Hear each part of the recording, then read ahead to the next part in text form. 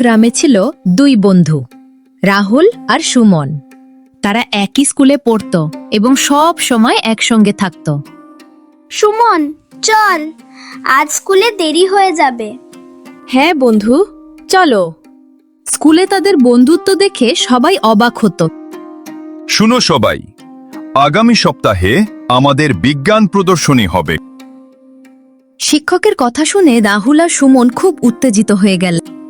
সুমন, আমরা একটা সৌরশক্তি চালিত গাড়ি বানাবো, কেমন হবে? দারুণ আইডিয়া, চলো আজ থেকে কাজ শুরু করি। দুই বন্ধু অনেক পরিশ্রম করলো, কিন্তু গাড়িটা কিছুতেই চলছিল না। এত চেষ্টা করেও হচ্ছে না, মনে হয় আমরা পারবো না। এভাবে হাল ছেড়ে দিলে চলবে? আরেকবার চেষ্টা করি। এবার সুমনের কথায় নতুন সাহস পেল আবার রাহুল। ঠিক বলেছ বন্ধু, আমরা অবশ্যই পারবো।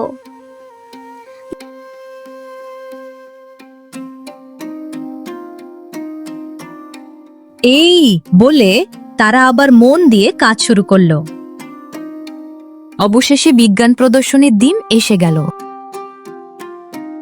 ওয়াও, তোমাদের সৌরশক্তি চালিত গাড়ি তো অসাধারণ। প্রথম পুরস্কার পাচ্ছে তাহলে রাহুল ও সুমন। ইয়েস, আমরা জিতে গেছি। এই জয় আমাদের বন্ধুত্ব আর পরিশ্রমের ফল। আমরা হার না মেনে সফল হতে পেরেছি।